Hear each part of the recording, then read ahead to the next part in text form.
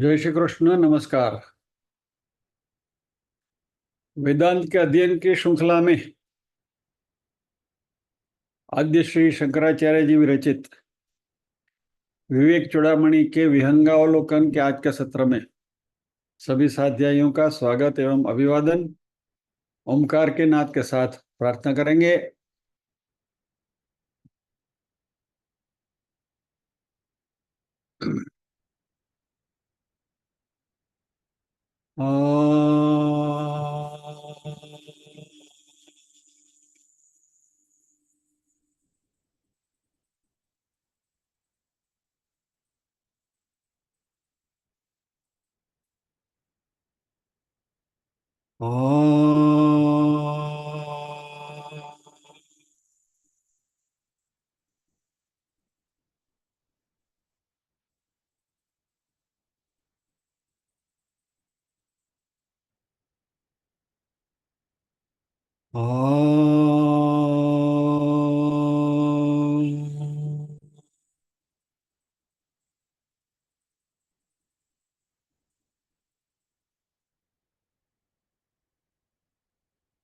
वक्रतुंड महाकाय सूर्यकोटि समप्रभ निर्विघ्नं कुरु मे देव सर्वकार्येषु सर्वदा। या कुन्देन्दु तुषारहारधवला या शुभ्रवस्त्रावृता या वीणावरदण्डमण्डितकरा या श्वेतपद्मासना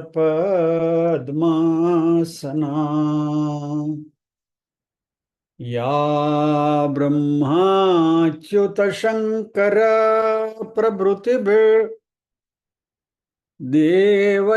सदा वन्दिता सा मां पातु सरस्वती भगवती निःशेषजाड्यापहा।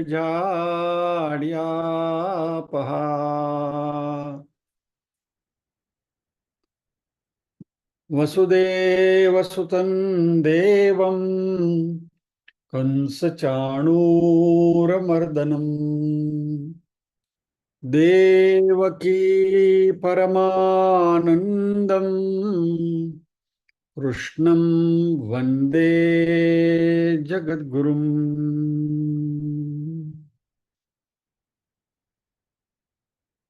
सदाशिवसमारम्भाम् शङ्कराचार्यमध्यमाम् अस्मदाचार्यपर्यन्ताम् वन्दे गुरुपरम्पराम्। ॐ सहना भवतु सहनौ भुनक्तु सह वीर्यं करवावहै तेजस्विनावधीतमस्तु मा विद्विषावहै। ओम शांति शांति शांति ही।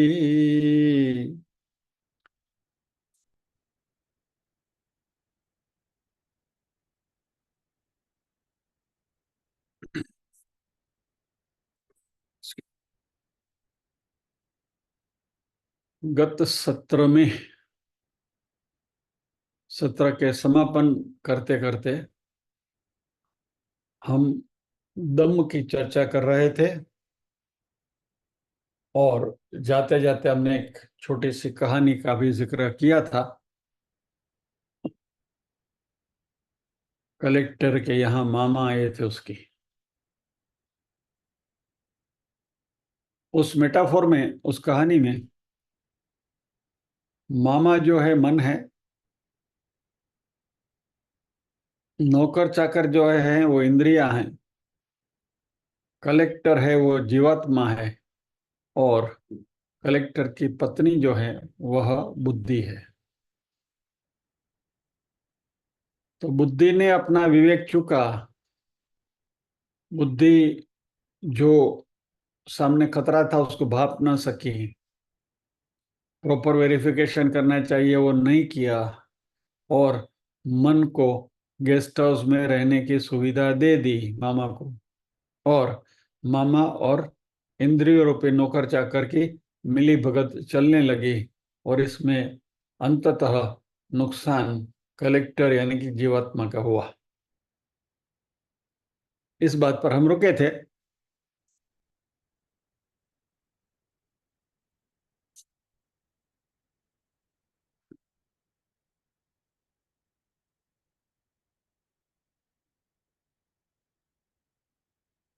इस श्लोक को जरा दोबारा देख लेते हैं।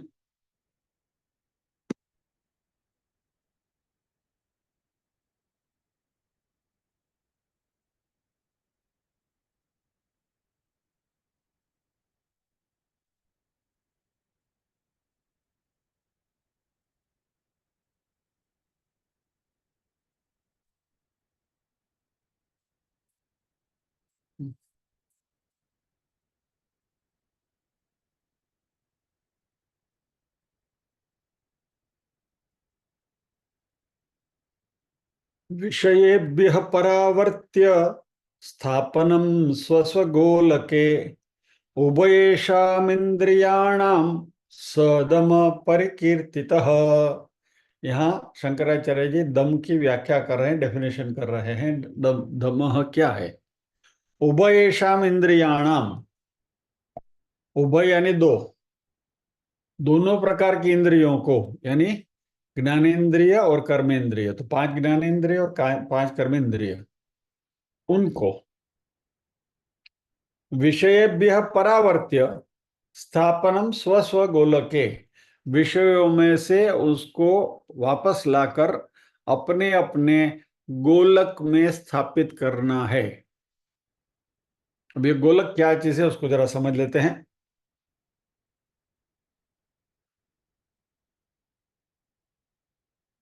हमारी जो 10 इंद्रियां हैं उसमें पांच ज्ञानेंद्रिया, पांच कर्मेंद्रिया, क्या क्या है वो हम सबको मालूम है, इसलिए उसके रिपीटेशन की जरूरत नहीं है। लेकिन जीभ की खास अहमियत है, वो डबल रोल में काम करती है। मालूम है क्या? जीभ का डबल रोल मालूम है? एक स्वाद और एक वाणी। भोजन का स्वाद भी जीभ देती है, और बोलते समय भी जीभ ही काम करती है ना। तो वो स्वादेंद्रिय रूपी ज्ञानेन्द्रिय का काम करती है, और बोलने के लिए कर्मेंद्रिय का, वाणी का, कर्मेंद्रिय का काम भी वही करती है। इसलिए जीभ का डबल रोल है। और यदि जीभ को कंट्रोल नहीं कर पाए हम, तो दोनों ओर से नुकसान है। यदि स्वादेंद्रियों को हमने कंट्रोल नहीं किया और अनाप शनाप खाते रहे, तो उसे हमारी सेहत के नुकसान हो सकता है। खाते रहो, खाते रहो, खाते रहो। क्या? अभी श्रावण मास चल रहा है तो मस्त लड्डू का महीना है, जहां जाओ वहां लड्डू ही लड्डू है। चूरमना लाडवा खाता है जो, खाता है जो, क्या होगा? मेदस्वीता बढ़ जाएगी, यू विल बिकम ओबेस। और जिनको डायबिटीज है उनको डायबिटीज से शुगर लेवल बढ़ जाएगा। तो ये स्वादेंद्रिय के ऊपर यदि आपने कंट्रोल नहीं किया तो ये हो सकता है। और कर्मेंद्रिय रूपी जीभ यानी वाणी के ऊपर कंट्रोल नहीं किया, तो कहते हैं ना कि जीभ में हड्डी नहीं है, लेकिन जीभ अपना पराक्रम करके अपनी हड्डी तोड़वा सकती है। तो इस ज्ञानेन्द्रिय और इस कर्मेंद्रिय, जीभ की बहुत बड़ी अहमियत है, इसलिए इसको अपने काबू में रखना जरूरी है। तो शंकराचार्य कहते हैं कि उभयेषाम इंद्रियाणाम, दोनों ग्रुप की जो इंद्रियां हैं उनको परावर्त्य, यानी कि उसके उसके चहीते जो विषय है, टेम्पटेशन जहां होता है, वो टेम्पटेशन से उसको वापस करके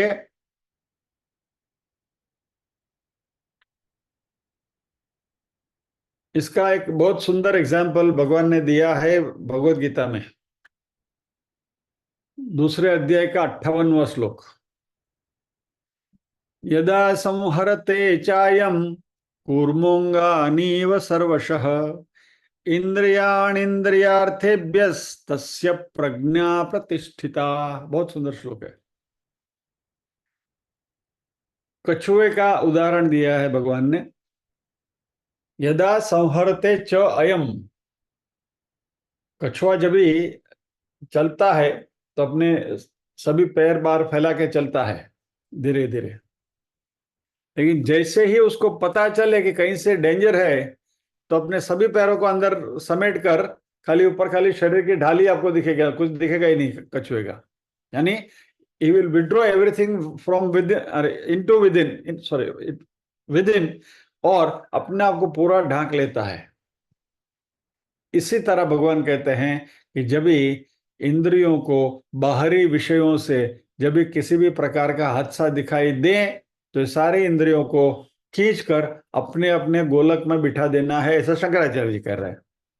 और भगवान 28वें दूसरे अध्याय के 58वें श्लोक में क्या कहता है कि जिस व्यक्ति ने, स्थितप्रज्ञ व्यक्ति ने अपनी सारी इंद्रियों को कछुए की तरह समटने की क्षमता पाई है, हमेशा जब भी डेंजर आए अपनी इंद्रियों को समेट लें, उसकी प्रज्ञा प्रतिष्ठिता, प्रज्ञा यानी विवेक बुद्धि, उसकी विवेक बुद्धि सही है ऐसा मानो, ऐसा भगवान ने दूसरे अध्याय के 58वें श्लोक में सांख्य योग में कहा है।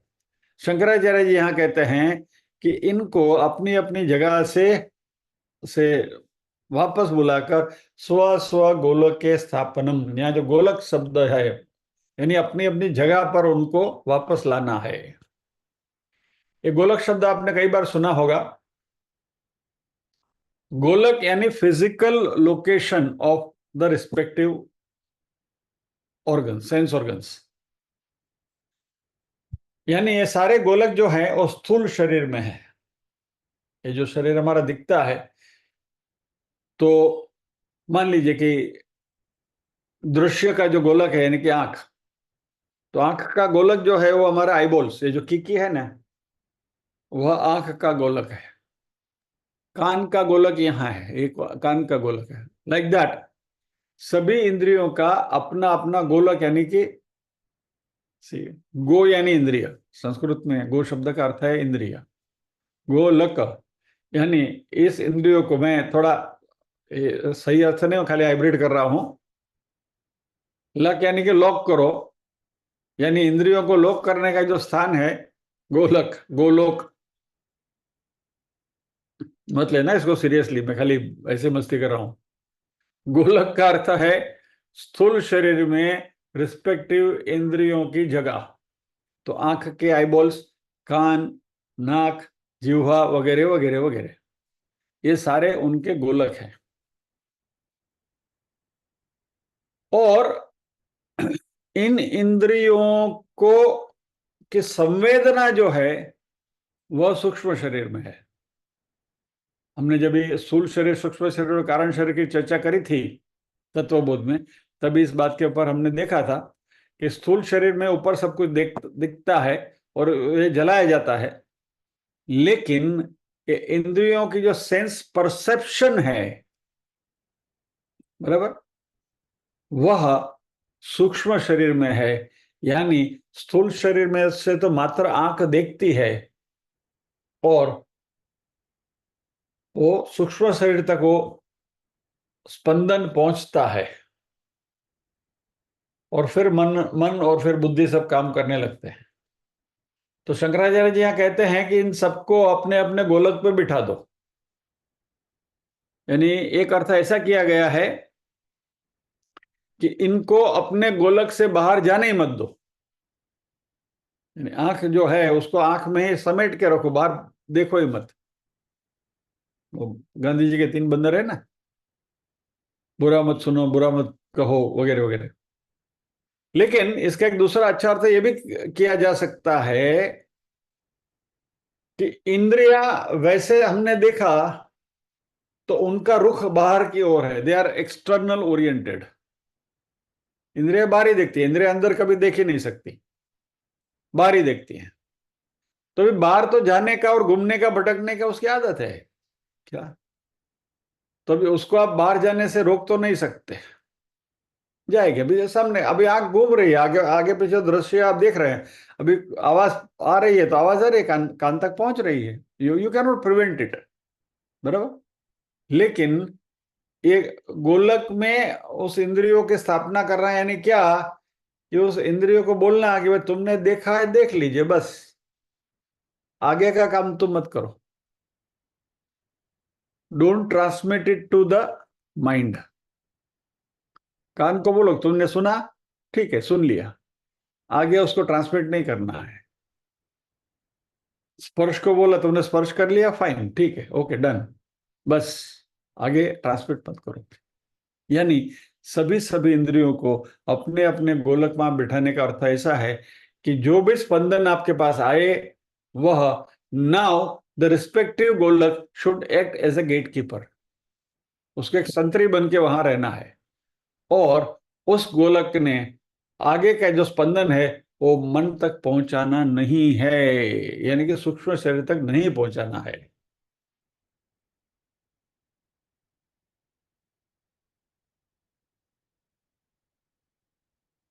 स दमः परिकीर्तितः, इस तरीके से इंद्रियों का नियमन करके, उनको कंट्रोल करके अपने अपने गोलक में स्थापित करने की जो प्रक्रिया है, उस प्रक्रिया को दम कहा गया है। दम यानी दमन नहीं, दम यानी डिसिप्लिन। उनको समझा बुझाकर अपनी जगह पर बिठा देना है।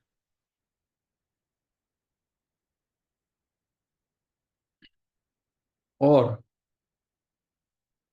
ये बात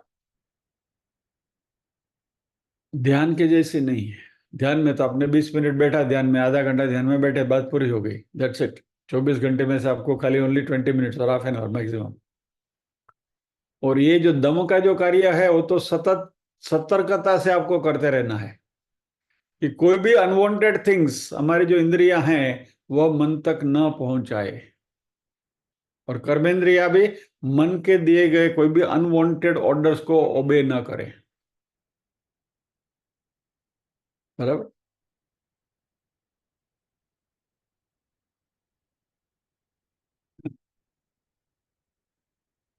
सो विषयेभ्यः परावर्त्य स्थापनम स्वस्वगोलके उभयेषाम इंद्रियाणाम स दमः परिकीर्तितः।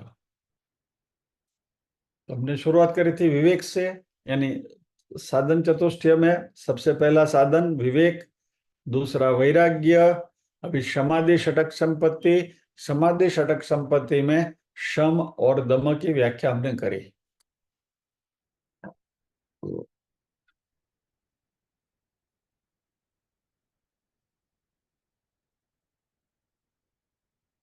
अभी ये सब विवेक चूड़ामणि की पूर्व भूमिका ही हो रही है, यानी कि खाली हमको शंकराचार्य जी तैयार कर रहे हैं। दिस इज ऑल प्रिलिमिनरी, प्रारंभिक सब। थोड़ा हम हमारी तैयारी के लिए शंकराचार्य जी कह रहे हैं। इसका जो विवेक चूड़ामणि का जो अर्क है वो तो बाद में आने वाला है, गुरु शिष्य के संवाद के रूप में आगे आएगा, वो देखेंगे जब आएंगे तभी। ये मात्र हमारा एक पायो, यानी कि फाउंडेशन को मजबूत करने की ये कोशिश चल रही है। क्योंकि यदि ये नींव हमारी कच्ची रह गई तो फिर उसके ऊपर जो इमारत बनेगी, विवेक चूड़ामणि की सही इमारत जो बनेगी अध्यात्म की, वो कच्ची रह जाएगी। इसलिए शंकराचार्य जी फाउंडेशन डाल रहे हैं।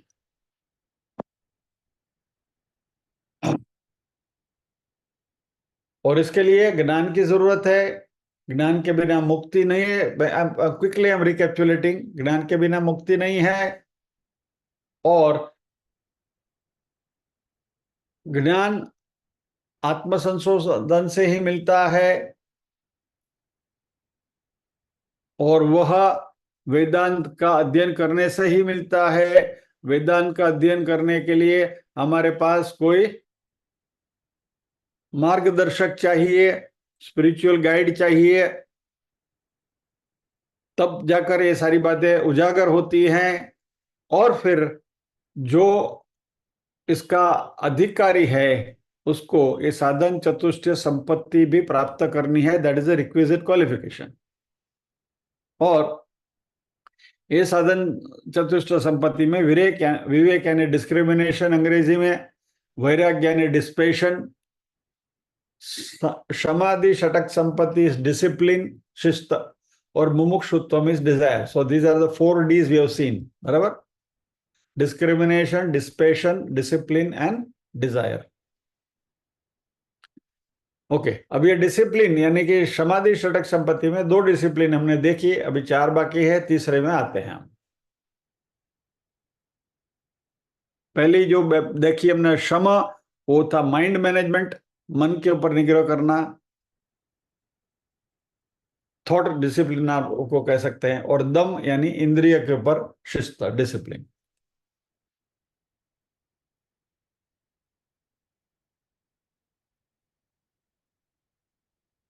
अभी आगे बढ़ते हैं,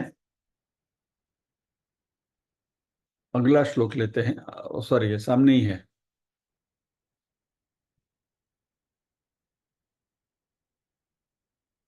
बाह्यानालंबनम वृत्तेरेषु परिरुत्तमा। उसके बाद वाली 2 लाइन भी ले लेनी है। सहनम सर्व दुखाना अप्रीतिकार पूर्वकम चिंता विलाप रहितम सा, चिंता विलाप रहितम सा तितिक्षा निगद्यते।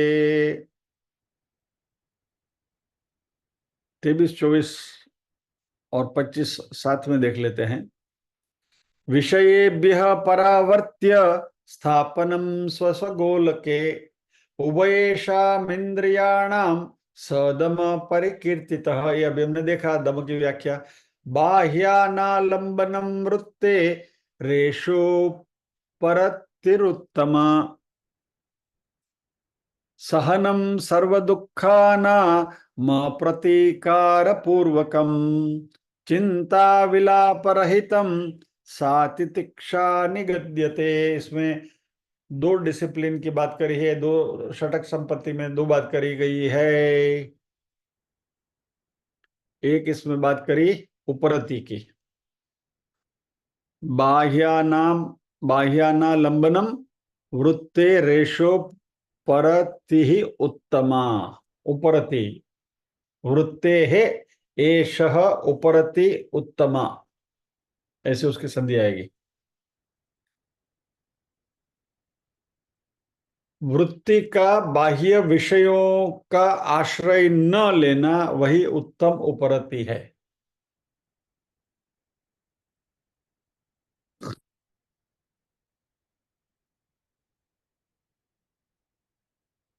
उपरति यानी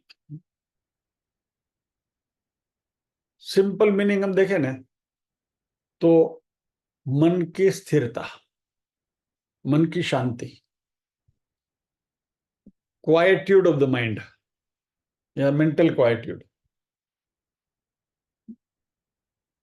यानी तनाव से मुक्त हुआ मन,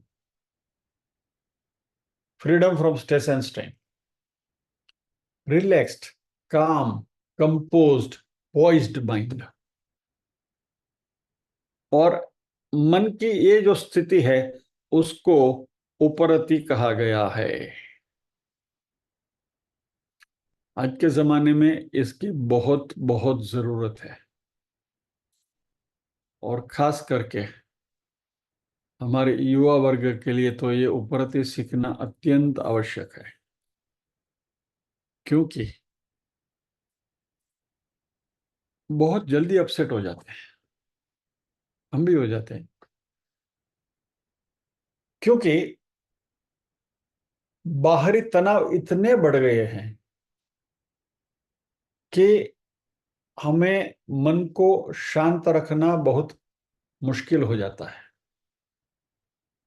हमने शम में तो देखा कि शम यानी मनोनिग्रह, यानी मन को बाहरी विषयों में जाने नहीं देना, उससे प्रभावित नहीं होना, वो शम है। और उसको प्रभावित करने के लिए जो माध्यम रूपी इंद्रियां हैं, उस इंद्रियों को भी अपने कंट्रोल में रखना ताकि वो मन को प्रभावित न करें, यानी मन को शम की कक्षा तक पहुंचने दे। ये दो बातें हमने देखी शम और दम में। अभी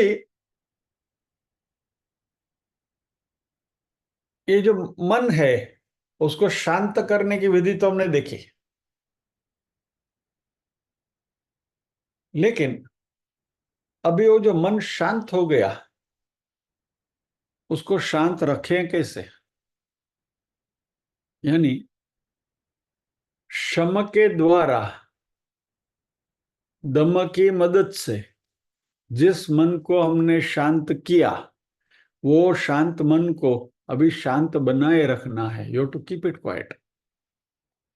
यानी बंदर को आपने उस डाली पर लाके बिठा तो दिया जो कूदी मार रहा था, लेकिन अभी हमें ये देखना है कि उसको जिस डाली पर बिठाया है वो वहीं बैठा रहे, वापस वहां कूदी न मारे। अब ये उपरती हमारे में नहीं है तो क्या होगा? शम के द्वारा मन तो शांत हो गया, लेकिन फिर भी again mind will start wandering outside. बाहर की जो दुनिया है उसमें मन भटकने लगेगा। या तो इंद्रियों के द्वारा प्रत्यक्ष रूप में उसका अनुभव करते हुए, या तो मन में संग्रहित वासनाओं की वजह से भी मन वापस भटकने लगेगा।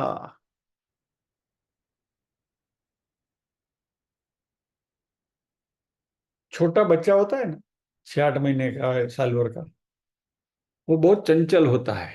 थोड़ा बहुत चलना तो नहीं, लेकिन अब कह रहे भाखोड़िया बरता सीखी गयो है, थोड़ी थोड़ी मूवमेंट उसको आने लगी है, तो वो द चाइल्ड इज ईगर। उसको जरा से भी उसको पकड़ के रखने की कोशिश करो, वो कहीं ना कहीं छटक जाएगा। मान लीजिए, just try to imagine a scenario कि माँ बच्चे को अपनी गोदी में लेकर बैठी है, बराबर, और फिर उसको शांत कर देती है। हा हा हा हा हा हा करीना अपना करिए ना, बच्चे को शांत करते हैं ना, तब अगर बच्चा शांत हो गया, आपको लगा ठीक है अभी ये बच्चा शांत है, बैठा रहेगा, और फिर आपने आपका जो छोटा मोटा काम था वो करना शुरू किया। सब्जी काटनी है तो आपने बाजू में लेकर, बच्चा यहाँ बाजू में सो रहा है और आपने રીંગણા કાપવા शुरू કર્યા, તમે શાક સુધારવાનું शुरू કર્યું। 2 मिनट हुई नहीं, बच्चा वहां से छलांग मार के नीचे सरक जाएगा गोदी में से। वापस उसको लाके बिठा के करना पड़ता है। दोस्तों, जिन्होंने सभी माताओं को मालूम है ये प्रक्रिया से सब गुजर चुके हैं, और सारे पिता और अभी सारे दादा इस प्रक्रिया से गुजर ही रहे हैं। दादा नाना नानी दादी सब कुछ, ये सबका ये फेस चल रहा है अभी। किसी न किसी घर, सभी के घर में छोटा बच्चा है ही। नहीं, कहने का तात्पर्य क्या है कि मन इस तरीके से छोटे बच्चे की तरह चंचल है, तो उसको आपने शम के द्वारा गोदी में बिठा के शांत तो कर दिया, अभी उसको उपरति के द्वारा शांत रहने का सिखाना है कि भाई अभी तुम अभी शांत हो गए तो अभी शांत बैठो। क्या? ये उपरति है। तो शंकराचार्य जी कहते हैं कि ऐसा उपरति उत्तमा, ये उत्तम प्रकार की उपरति है।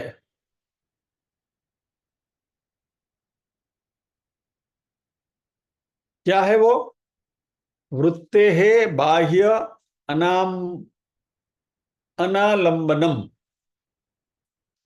श्लोक को दोबारा देख लेते हैं, सामने है, सॉरी मैं डिस्प्ले रखा ही है, चलो। वृत्ते है बाह्य अनालंबनम ऐशा उपरति उत्तमा, बराबर। तो बाह्य अनालंबनम, इसको उपरति कहा गया है।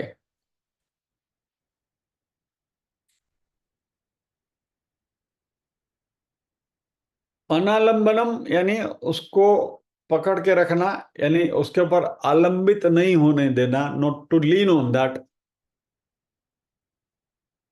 बाह्य यानी बाहर की वस्तुओं के ऊपर, या तो बाहर की वस्तुओं के ऊपर नहीं जाने देना है।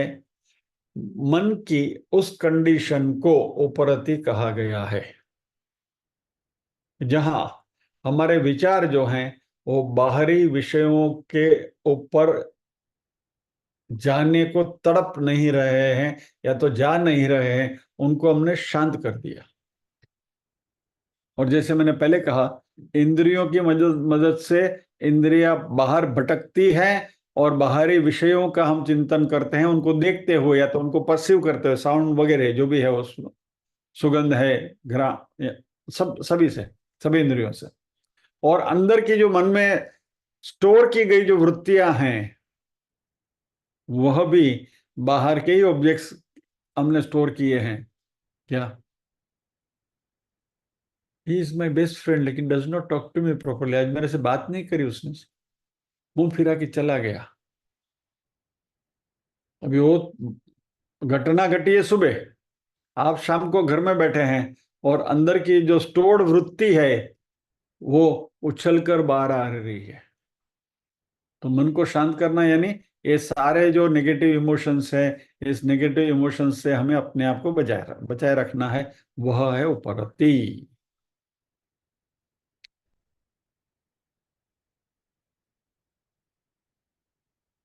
ये उपरति का प्रयोग हम करते हैं रोज, प्रत्येक क्लास में करते हैं। जब भी वर्ग की शुरुआत होती है तभी हम प्रार्थना करते हैं, बराबर। अब ये प्रार्थना करने का मकसद, पर्पस क्या है मालूम है? आप बाहर से आए हैं, थोड़े डिस्टर्ब होंगे, मन में कुछ खलबली चली होगी, घर के जो मेंबर्स हैं उनसे आपने अपने आप को आइसोलेट करके बिठाया सोफे पर, कुर्सी पर, जहाँ भी आप शांति से बैठे हैं, तो वहां भी आपको स्थिर बैठना है। और स्थिर बैठने के लिए हम ये प्रार्थना करते हैं, ताकि हम हमारी इंद्रियों को बाहरी विषयों से परावर्तित करते हुए स्व स्व गोलक में उनको बिठा देते कि भाई अभी तुम 1 घंटा वहां बैठे रहो। लेकिन हमारा प्रॉब्लम क्या है? वी ट्रीट प्रार्थना as a filler, prayer as a filler. हाँ जी, तो 5-7 मिनट तो प्रार्थना ચાલશે ને ત્યાં સુધી પતે, આપણે પતાવી ફટાફટ જમીન આવતા રહીએ। रिमेंबर, प्रार्थना इज नॉट ए फिलर। प्रार्थना બીજું બધું કામ જલ્દી જલ્દી નિપટાવીને પહોંચી જવા માટે નથી। It is not a siren. हमें अपने आप को शांत करने की प्रक्रिया है। और इसलिए जब भी प्रार्थना होती है तो यहाँ से जब ये प्रार्थना बोली जाती है, तो आपको भी आपकी सीट पर जहाँ बैठे हैं, आसन पर, वहां बैठे बैठे वही प्रार्थना आपको भी बोलनी है। और इसलिए प्रार्थना आपको डिस्प्ले भी की जा रही है, ताकि आपको यदि याद नहीं है तो देखकर भी बोल सको। That is the purpose behind it. लेकिन यानी उसके बाद, प्रार्थना हो जाने के बाद मन शांत हो जाए, तो आगे जो बात होने वाली है उसके ऊपर हम अच्छी तरह से ध्यान दे सकें। We can have a pointed focus.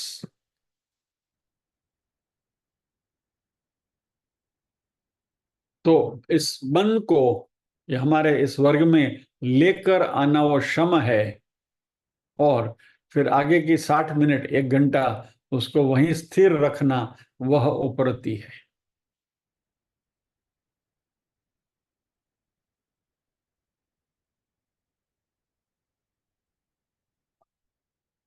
अनालंबनम का अर्थ है उसके पीछे दौड़ती हुई वृत्तियों को, रनिंग आफ्टर।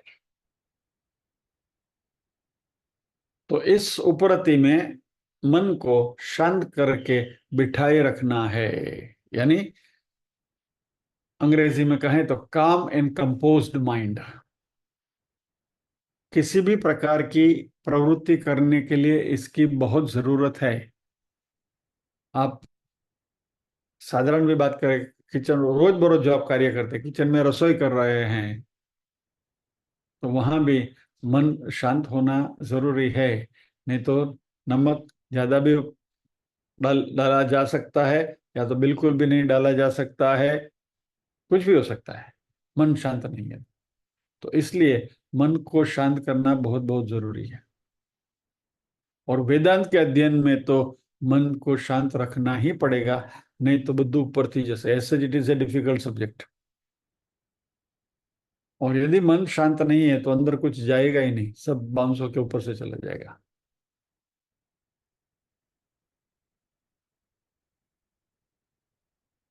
उसके बाद चौथी संपत्ति जो है वो है तितिक्षा। बहुत महत्व की क्वालिफिकेशन है। तितिक्षा के बारे में भगवान कृष्ण ने वापस में सांख्य योग में आपको लेकर आता हूं। दूसरे अध्याय का 14वां श्लोक बहुत फेमस श्लोक है।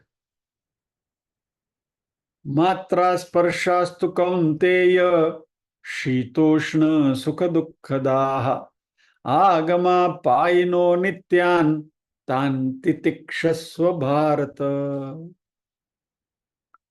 मात्रा स्पर्शाः तो कौन्तेय शीतोष्ण सुख दुःखदाः।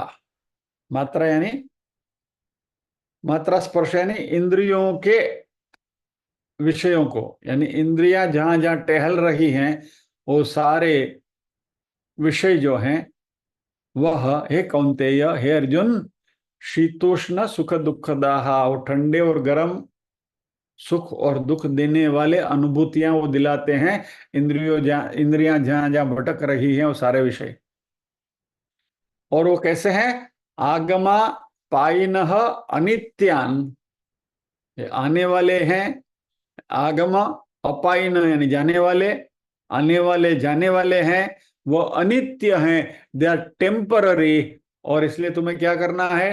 तान उन्हें तितिक्षस्व भारत, उनको सहन करो, फॉरबेरेंस।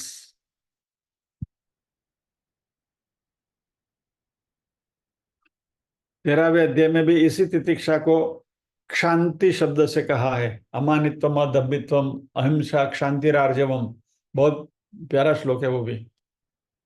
वो क्षांति यानी तितिक्षा। वापस आगे कहीं क्षमा की बात कर रहे हो, क्षमा भी तितिक्षा ही है। अलग अलग अर्थ में इस शब्द का प्रयोग भगवत गीता में भी किया गया है। सो तितिक्षा, शांति, क्षमा, ये सब समानार्थी शब्द हैं। तितिक्षा यानी एंड्योरेंस, सहन शक्ति, टॉलरेंस, फोरबेरेंस, एक्सेट्रा। अध्यात्म के मार्ग में चलने वाले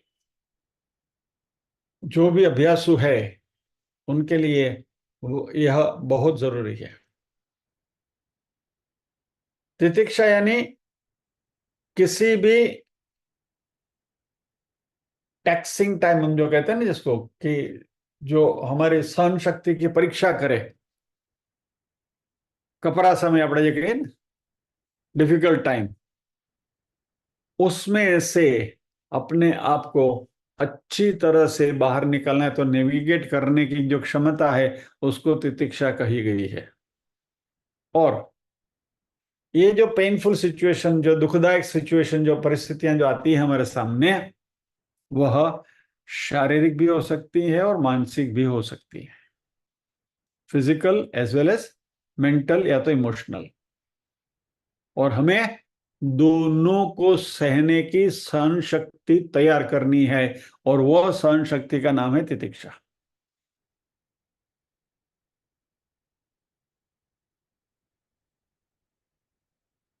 जरा सा भी सर दर्द होने लगा, ये उठे दौड़े, एस्पिरिन की गोली खा ली, क्या? पर ठीक है, ठहरो, आधा घंटा रुको, देखो, try to find out the cause, reason for it. कुछ और दूसरी कुछ वजह से सर दर्द होता होगा, जरा शांति से बैठो, ध्यान वान करो, या तो just try to listen to some music, और सर दर्द गायब हो सकता है। नहीं, लेकिन हमारे में सहन शक्ति ही नहीं, फटक करके उठे, गोली ली, खाई। ये जो हमारी आदत है, यानी कि किसी भी प्रकार की तकलीफ को नहीं सह पाने की वृत्ति जो हमारी है, उससे विरुद्ध वृत्ति जो है वह किसी भी प्रकार की तकलीफ को सह पाना, वह तितिक्षा है। जीवन में सुख के और दुख के दोनों प्रसंग आते हैं।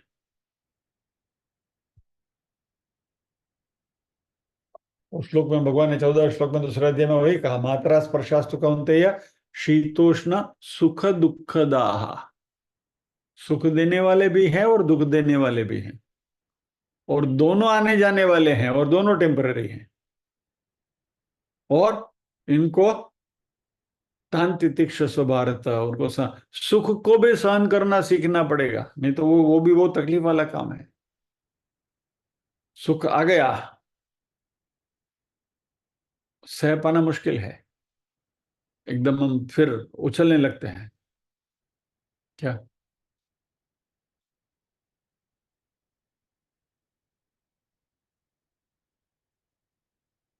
शास्त्रों के अनुसार हमें ये शरीर मिला है, ये हमारे पूर्व जन्म के कर्मों के हिसाब से।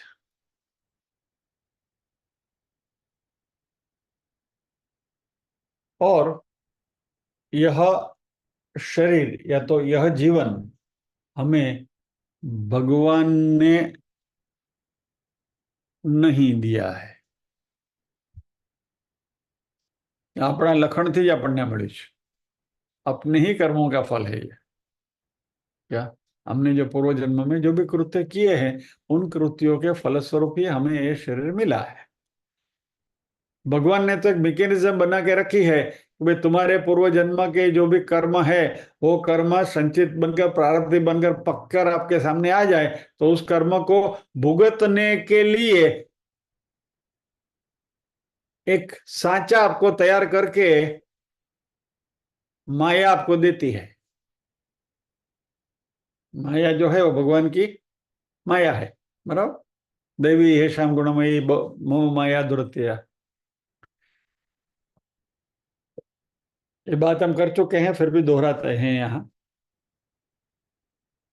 इसको थोड़ा समझ ले अच्छी तरह से, जितना अच्छी तरह से उसको समझ के इम्बाइब कर लेंगे तो मजा आएगा, और तितिक्षा समझने का भी आनंद आएगा।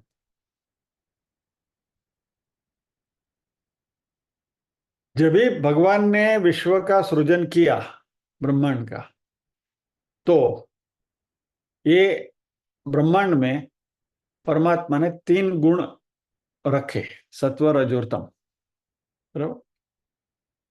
अभी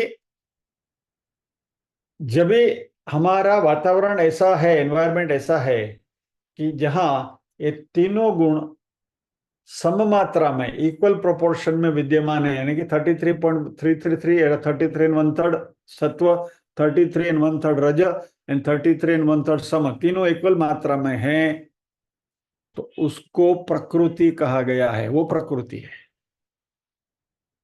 यानी प्रकृति की प्रकृति क्या है, यानी कि what is the nature of nature? All the 3 attributes are in same proportion, 33 1/3, 33 1/3, 33 1/3। अभी इसमें जहां भी विषमता हुई, थोड़ा सत्व बढ़ गया, थोड़ा रज कम हो गया, थोड़ा तम कम हो गया, या तो वैसे वर्षा थोड़ा तम ज्यादा बढ़ गया, थोड़ा रज ज्यादा बढ़ गया, बराबर। तो जब भी हम युवा अवस्था में आते हैं, काम धंधा करना शुरू करते हैं, नौकरी वगैरह करना शुरू करते हैं, बिजनेस करना शुरू करते हैं, प्रोफेशन में जाते हैं, तो तभी हमारी एक्टिविटी बढ़ जाती है। तो एक्टिविटी बढ़ना यानी क्या? रजोगुण की मात्रा बढ़ जाना। तो रजोगुण की मात्रा बढ़ने के लिए या तो आपका सत्व कम होगा, या तो तम कम होगा। लेकिन तम भी आप साथ में लेकर चलते हो, तो रज को भी बढ़ाना है, साथ साथ यदि तमोगुण भी बढ़ता गया, तो व्हाट विल सफर? सत्वगुण, बराबर। Take example of a youth, 18 साल, 20 साल, 22 साल, 25 साल का जो युवा है, काम धंधा शुरू किया, तनाव सभी ओर से आ रहे हैं, एमएनसी में काम कर रहे हैं, मल्टीनेशनल में काम कर रहे हैं, जाने के टाइम फिक्स है, आने के टाइम फिक्स नहीं है, वहां बॉस के टारगेट्स हैं। तो दौड़ा दौड़ी तो है रजोगुण, रजोगुण इज एक्शन, बराबर। और वो तनाव की वजह से तमोगुण बढ़ता है, एंगर बढ़ता है, गुस्सा बढ़ता है, डिप्रेशन बढ़ता है, वगैरह वगैरह, जो जो जो भी नेगेटिव ट्रेट्स है वो बढ़ते हैं। अभी प्रकृति ने हमें क्या दिया, तीनों सेम मात्रा में दिया, 33 1/3, 33 1/3, 33। मान लो कि रज बढ़ गया, तम भी बढ़ गया, व्हाट विल सफर, सत्व गुण। यानी कि फिर आपका धर्म में, अध्यात्म में से आपको ध्यान हटाना ही पड़ेगा, क्योंकि वो दोनों को पहले संभालना है, उनका प्रोपोर्शन सही रखने के लिए। तो जब भी ये इम्बैलेंस होता है, तो ये प्रकृति में जब इम्बैलेंस होता है, इस इम्बैलेंस प्रकृति को माया कहा गया है। और यह माया भगवान ने हमें सिखाया है, दैवी है गुणमयी मम माया दुरत्यया माम एव प्रपद्यन्ते माया मेताम तरंती ते। ये देवी माया है, मेरी है, खराब नहीं है, उसको डोंट कोसो मत, डोंट एब्यूज इट, मेरी ही है। मेरी शरण में आओगे तो इस माया को तैर जाओगे। तो ये माया आपकी गुलाम बनकर आपका काम करेगी यदि मेरी शरण में रहोगे तो। और यदि मेरी शरण में नहीं रहोगे तो माया तो अपना काम करने वाली है। सो चॉइस इज अवर्स। तो कहने का तात्पर्य क्या है कि यह जो शरीर हमें मिला है, और ये शरीर हमारे पूर्व कर्म, जो संचित कर्म, जो प्रारब्ध रूप हमारे सामने आए हैं, उस प्रारब्ध को भुगतने के लिए ये शरीर रूपी एक मैकेनिज्म, एक सांचा हमें दिया गया है। और ये सांचा इस जगत रूपी माया के अंदर तैर रहा है, जिसमें तीनों गुण है, सत्व रज और तम, जिसका प्रोपोर्शन बदलता रहता है, पूरे दिन में बदलता रहता है। सुबह जब भी आप उठते हैं तो सत्वगुण का प्राधान्य होता है, मन शांत होता है, आप आराम में होते हैं, कोई खलबली नहीं होती, टीवी चालू नहीं किया है, न्यूज देखे नहीं है, कुछ खबर नहीं है, व्हाट्सअप देखा नहीं है, अंगूठा चला नहीं है, ऐसा। ये धंधा बाद में तो शुरू होता है ना। तो सुबह उठते तो सत्वगुण का ही प्राधान्य होता है। जैसे जैसे दिन बढ़ता जैसा है, वैसे वैसे रजोगुण का प्राधान्य बढ़ता जाता है, और साथ साथ में तमोगुण भी साथ चलता है। પછી ઘરમાં કે ભાઈ ચાલો જરા પ્રાર્થના કરીએ, તો કે नहीं मम्मी टाइम नहीं, मारे ऑफिस से दौड़ो, मेरा टाइम हो रहा है, 10:30 की गाड़ी पकड़नी है मुझे, और टिफिन क्या मारो, मैं मेरे दौड़। ये सब हम कर चुके हैं ना। तो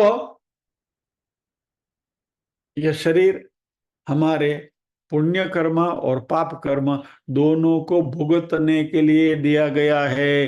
पुण्य कर्म भुगतने के लिए आपको अच्छी सुविधा दी गई है। You got a good flat, you got a good car, you got a good office, you got a good environment, आपके दोस्त अच्छे हैं, आपके पेरेंट्स अच्छे हैं, आपके बच्चे अच्छे हैं। ये सब मिला है हमारे पुण्य कर्म की वजह से। जो भी सुविधाएं हमारे पास है, सुख सुख सुविधाएं जो है, ये हमारे पुण्य कर्म की वजह से मिली है। भगवान किसी को कुछ देता ही नहीं है, ये सब हम ही कमाते हैं। और पाप कर्म किया है तो तकलीफ है, भुगत तो अपनी ही करनी के फल है सब। तो ये प्रारब्ध कर्म कभी भी अपना फल देने के लिए तैयार बैठे हैं। और ऐसा मत समझना कि जब भी हमारा जन्म हुआ तभी खाली प्रारब्ध का उदय हुआ और अपनी कुंडली लिखी गई। ये प्रारब्ध कर्म भी आपने मान लीजिए कि बैंक में 10 12 15 20 फिक्स डिपॉजिट डाल के रखी है, तो अपने अपने टाइम पे जो भी पकती है ना, जैसे LIC पॉलिसी लेकर रखते हैं तो मैच्योरिटी की डेट्स अलग अलग होती है, तो डेट ऑफ मैच्योरिटी के दिन वो पैसा जेब में आता है ना। वैसे हमारे भी कर्म जैसे जैसे पकते हैं वैसे वैसे उसके फल मिलने शुरू होते हैं।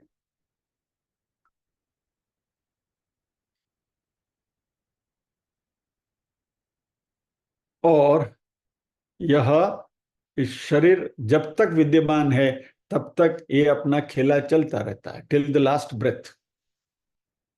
और ये प्रारब्ध कर्म इनविजिबल है, हमें दिखता नहीं है, क्या है उसके बारे में किसी को कुछ पता नहीं है। भगवान ने ये पूरा कर्म का जो जाल ऐसी बिछा के रखी है कि उसी का किसी को भी पता नहीं है। कोई लाख करे चतुराई, कर्म का लेख मिटे ना रे भाई, कर्म का लेख मिटे ना रे भाई, जरा समझो इसी की सच्चाई रे, कर्म का लेख मिटे ना रे भाई। इस दुनिया में भाग्य के आगे चले ना किसी का उपाय, कागज हो तो सब कोई बाँचे, कर्म न बाँचा जाए। एक दिन इसी किस्मत के कारण बन को गए थे रघुराई रे, कर्म का लेख मिटे ना रे भाई, कर्म का लेख मिटे ना रे भाई। कागज हो तो सब कोई बाँचे, कर्म न बाँचा जाए। ये प्रारब्ध कर्म कभी आएगा, कभी फलित होगा, कभी पकेगा, उसका असर कब दिखाएगा, यू जस्ट डोंट नो। और इसलिए किसी ने बहुत अच्छा कहा है कि anything that is constant in this life is change. इस जीवन में एक वस्तु पक्की है और वो बदलाव, बदलता ही रहता।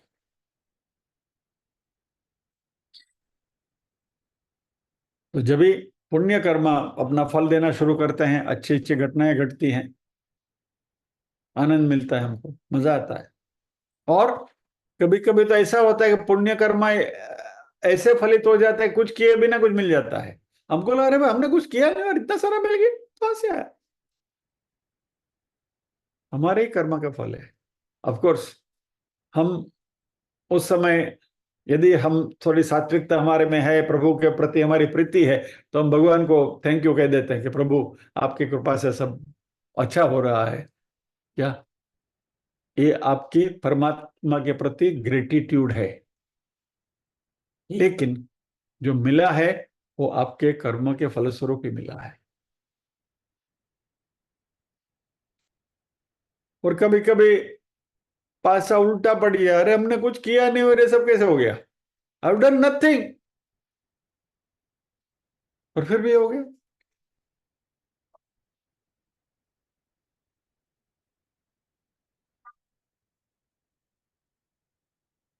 मान लीजिए किसी कॉर्पोरेट में आप काम कर रहे हैं, प्रमोशन का टाइम है, two people are in the race, आपका नाम मोरलेस पक्का है, और दूसरे दिन खबर मिलती है कि डायरेक्टर ने तो दूसरे के प्रमोशन के लेटर के ऊपर सिग्नेचर कर दी है। आपके दोनों के लेटर टाइप करके वहां उनके टेबल पर रखे हुए थे, डायरेक्टर ने अपना मन बदल दिया और आपका प्रमोशन जो मिलने वाला था वो दूसरे को मिल गया।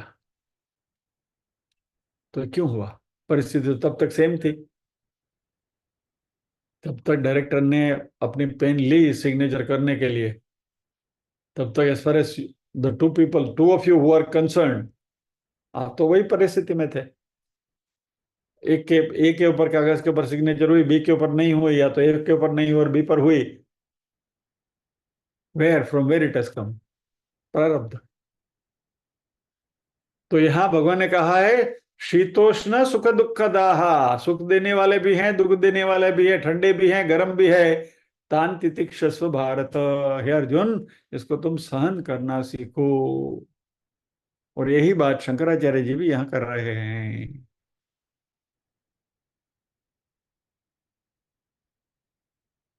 अभी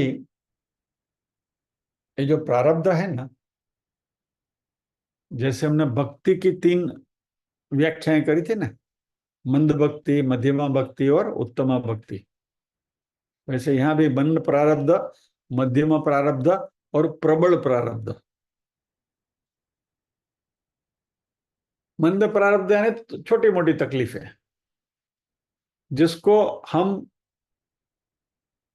अपनी सात्विकता से या तो अपने पुरुषार्थ से भी उसको टाल सकते हैं, या तो we can overcome that small small things. छोटी छोटी तकलीफें जो होती हैं उसका हम इलाज कर लेते हैं। मध्यमा जो है वो थोड़ी ज्यादा तकलीफ है, बुखार आ गया, खांसी हो गई, ये हो गया, डॉक्टर के पास जाओ, वैद्य के पास जाओ, औषध ले लो, परहेजी करो, ये करो, वो करो, छोटा मोटा उपचार करके उसको, वो मध्यमा प्रारब्ध जो है उसको हम निपट सकते हैं। मान लीजिए कि हम कोई एग्जाम दे रहे हैं, वो टर्मिनल एग्जाम में परसेंटेज कम आए, अभी तक हम we are a brilliant student, हमेशा अच्छे परसेंटेज आते रहते हैं, 90 प्लस आते रहते हैं, और टर्मिनल में, फाइनल ईयर के टर्मिनल में 70% आ गए। ठीक है, थोड़ी मेहनत और करो, पुश करो, और 95 लेकर आओ, फाइनल में कर सकते हैं। तो ये है, ये मध्यम प्रारब्ध है, जो अपना अपना क्या कहे असर दिखाते हैं, उनके ऊपर थोड़ा प्रबल पुरुषार्थ करके उनको भी हम रिजोल्व कर सकते हैं, उसमें से भी हम पार पा सकते हैं। लेकिन कुछ प्रबल प्रारब्ध ऐसे होते हैं, गम्मे होकर टूटे ही जाओ, नहीं मिटता है तो नहीं ही मिटता है। क्या? और ये प्रबल प्रारब्ध पुण्य का भी हो सकता है। शेयर मार्केट में से फालतू का फालतू शेयर ले लिया, उसका भाव बढ़ने लगा, बोलो लो, कोई नत ले तो तमें लेने बैठा, नहीं ना भाव दी, पैसे की बारिश होती है, बोलते हैं खुदा देता है, छप्पर फाड़ के देता है, वो छप्पर फाड़े में आ भी जाए, यानी इट वर्क्स आइदर वे। तो ये प्रबल प्रारब्ध जो है उसके सामने फिर हम सोचे, अरे उसको इतना मिल गया, मेरे को क्यों नहीं? अरे भाई, उसका प्रारब्ध प्रबल था इसलिए मिल गया, और तुम्हारा प्रारब्ध वीक है। क्या? वो कहते हैं उसका बैड लक ही खराब है।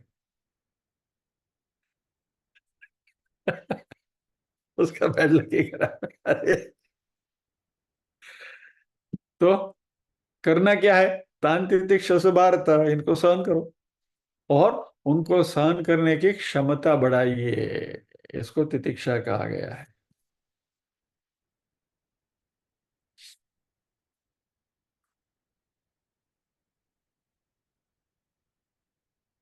पुरुषार्थ और प्रारब्ध, ये दोनों में एक बात हमें हमेशा समझ के चलना है कि प्रारब्ध को कोसते हुए पुरुषार्थ बंद नहीं करना है, हमें अपने प्रयत्न करते रहने हैं। लेकिन जब हमें पता चले कि हमारा प्रारब्ध हमें साथ नहीं दे रहा है, तो जरूरत से ज्यादा पुरुषार्थ मत करिए। Don't exhaust yourself. पता चले कि भाई now luck is not favouring us. जो लास्ट टाइम मैं मेरे जीवन की जो बात कर रहा था ना, एक समय से मैं गुजर चुका, इसलिए मैं ये सब ऑथोरिटेटिवली कह सकता हूँ, ये सारी बातें जो आपके सामने रख रहा हूँ, क्योंकि उस चक्र में से मैं पसार हो चुका हूं। ऐसे दिन की रास्ते में चलते हुए पत्थर उठाओ तो नीचे से बिच्छू निकलेगा। अभी ये प्रारब्ध को क्या करोगे आप? I mean you do anything, उल्टा ही होगा, कुछ भी करो उल्टा होगा। तो अभी अभी वहां पुरुषार्थ करके कोई फायदा ही नहीं है। उस सिचुएशन को आप सुधार नहीं सकते हो, तो फिर यदि आपको पुरुषार्थ करना है तो कुछ दूसरी दिशा में करना चाहिए, कि जहां से आपको कुछ फल मिले। Then you have to give up that area. मान लीजिए कि YouTube में से देखकर आप कोई नई रेसिपी ट्राई कर रहे हो, एक बार बनाया, दो बार बनाया, तीन बार बनाया, चार बार बनाया, जमता ही नहीं है, जमता ही नहीं है, भाई मुकी देवा उन्होंने, think of some other recipe, दूसरा कुछ बनाओ। दो तीन बार ट्राई करके देखो, हुआ तो ठीक है, नहीं हुआ तो जय श्री कृष्ण। यानी प्रारब्ध के पीछे पुरुषार्थ को बर्बाद नहीं करना है, लेकिन प्रारब्ध के भरोसे रहते हुए पुरुषार्थ बंद भी नहीं करना है। और ये जो समत्व है, इसको ही विवेक कहा गया है, और इस विवेक का हमें भलीभांति उपयोग करना पड़ेगा। जीवन में प्रत्येक क्षण पे ये हमारी कसौटी आती ही रहेगी। And therefore anything that is constant in life is change. जीवन बदलता ही रहता है, क्षण क्षण में, दिन दिन में, हमेशा ऐसी परिस्थिति हमारे सामने आती ही रहेंगी। And we have to keep on weighing ourself कि क्या करें क्या ना करें। इसके लिए अलर्ट माइंड चाहिए, और ये अलर्ट माइंड के लिए श्रम और दम की जरूरत है। शांत मन की जरूरत है।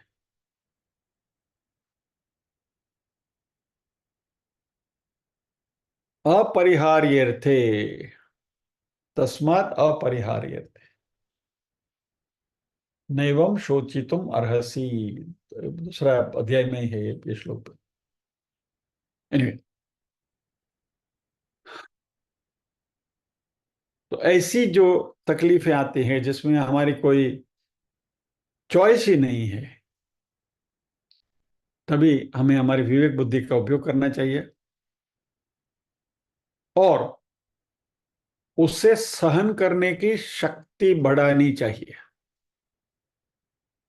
तभी भगवान से हम प्रार्थना ऐसा ना करें कि प्रभु ये सब दुख का डूंगर मेरे पर ही क्यों आके धमका है, क्योंकि वो तो आपके प्रारब्ध की वजह से हुआ है, भगवान भी उसमें कुछ नहीं कर सकते हैं।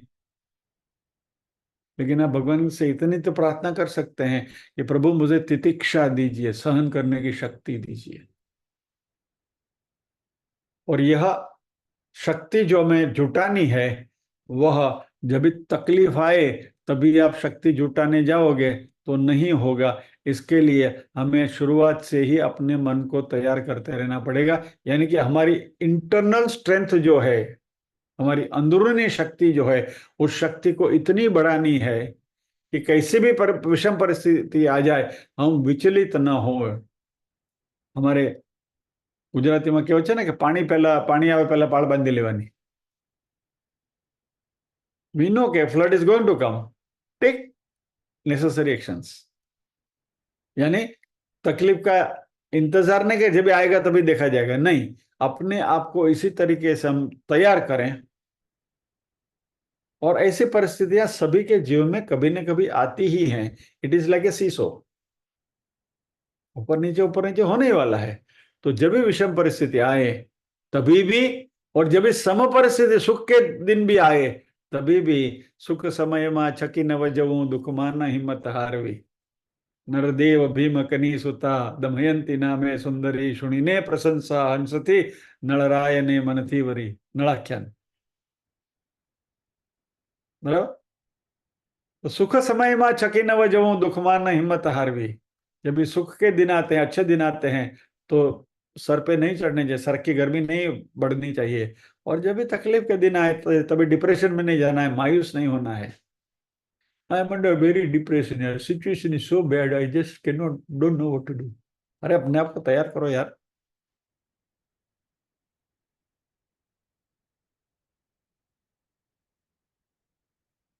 हमें तितिक्षा को बढ़ाना है। We have to build up our endurance. Sorry मैं बह गया, 5 मिनट ऊपर हो गए। अयो, तो जमावट થઈ ગઈ લે। सारू, लेट अस पॉज हियर। अभी अभी मेरा ध्यान गया।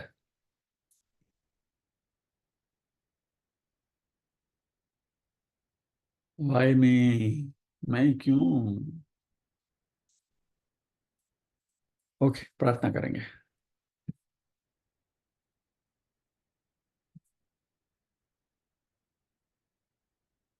ओम असतो मा सद्गमय, तमसो मा ज्योतिर्गमय, मृत्योर्मा अमृतंगमय। सर्वेषां स्वस्तिर्भवतु, सर्वेषां शान्तिर्भवतु, सर्वेषां मङ्गलं भवतु, सर्वेषां पूर्णं भवतु। लोका समस्ताः सुखिनो भवन्तु, लोका समस्ताः सुखिनो भवन्तु। नाहं कर्ता हरिः कर्ता, हरिः कर्ता हि केवलम्। ओम शांति शांति शांति। सभी के हृदय को में विराजमान परम कृपालु परमात्मा को वंदन करते हुए आज के सत्र को विराम देते हैं। अगले गुरुवार फिर मिलेंगे, इसी श्लोक की चर्चा करेंगे। जाते जाते मन में अभी अभी एक तूफानी फ्लैश आया तो आपके साथ शेयर कर लूं कि जो तितिक्षा बहुत जरूरी तब है जब आपकी चाय वाग बकरी की आ जाए।